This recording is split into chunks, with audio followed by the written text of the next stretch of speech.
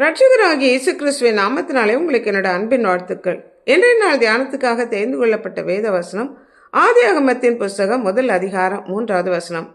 தேவன் வெளிச்சம் உண்டாக கடவுது என்றார், வெளிச்சம் உண்டாயிற்று. பூமியானது ஒழுங்கின்மையும் வெறுமையுமாய் இருந்தது, ஆழத்தின் மேல் இருள் இருந்தது, தேவ ஆவியானவர் ஜலத்தின் மேல் அசைவாடி கொண்டிருந்தார்.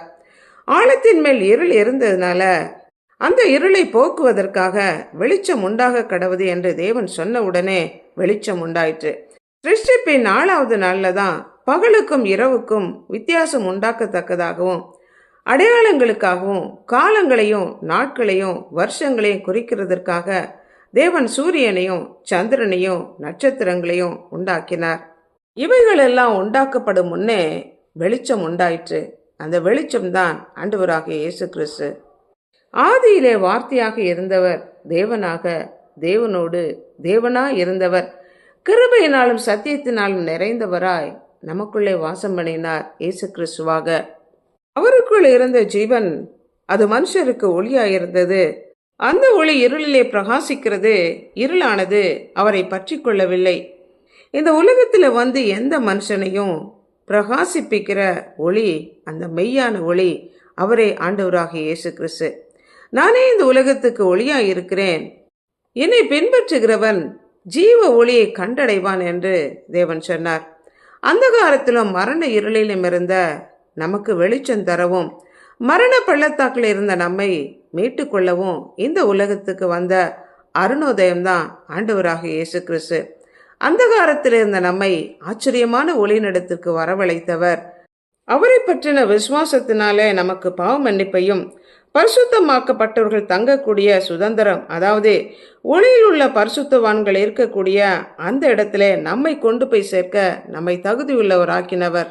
அவர் நம் உள்ளத்திலே வரும்போது பாவ இருள் நீங்கி வெளிச்சம் உண்டாகிறது.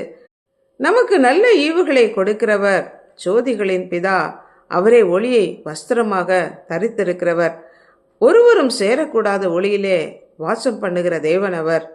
அவருடைய வாயிலிருந்து புறப்படுகிற வார்த்தை கால்களுக்கு தீபமும் பாதைக்கு வெளிச்சமாக இருப்பது மட்டுமன்றி, அவருடைய வசனம் நமக்கு வெளிச்சம் தந்து பேதைகளை உணர்வுள்ளவர்களாக மாற்றுகிறது.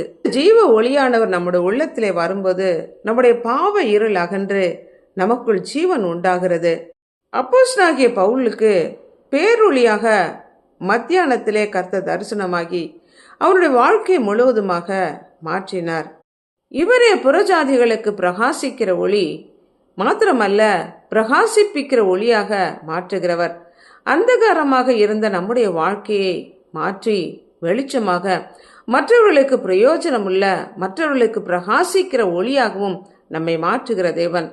நீங்கள் இந்த உலகத்துக்கு வெளிச்சமா இருக்கிறீர்கள் என்று சொல்லி நம்மை மற்றவர்களுக்கு ஆசீர்வாதமாக மாற்றுகிறவர். மனுஷர் உங்கள் நற்கிரிகளை கண்டு பரலோகத்தில் இருக்கிற உங்கள் பிதாவை மகிமைப்படுத்தும்படி உங்கள் வெளிச்சம் அவர்கள் முன்பாக பிரகாசிக்க கடவுது என்று சொன்ன தேவன்.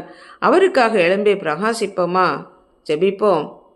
அன்புள்ள ஆண்டவரே, படைத்தவரே, அந்தகாரத்திலும் மரண இருளிலும் இருந்த எங்களை மீட்டு எடுப்பதற்காக ஜீவ ஒளியாக, மெய்யான ஒளியாக, பிரகாசிக்கிற ஒளியாக, பிரகாசிப்பிக்கிற ஒளியாக, ஜீவ ஒளியாக இந்த பூமிக்கு வந்து பாவ இருளிலே இருந்த எங்களை மீட்டு கொண்டு பரலோக ராஜ்யத்திலே ஒளியில் உள்ள பரிசுத்தவான்களுடைய சுதந்திரத்திலே நாங்கள் பங்கு கொள்வதற்கு எங்களை தகுதியுள்ளவர்களாக்கின உம்முடைய கரங்களுக்குள்ளாக எங்களை அர்ப்பணித்து ஜெபிக்கிறோம். இயேசு கிறிஸ்துவின் நாமத்தினால் ஜெபிக்கிறோம் பிதாவே, ஆமென்.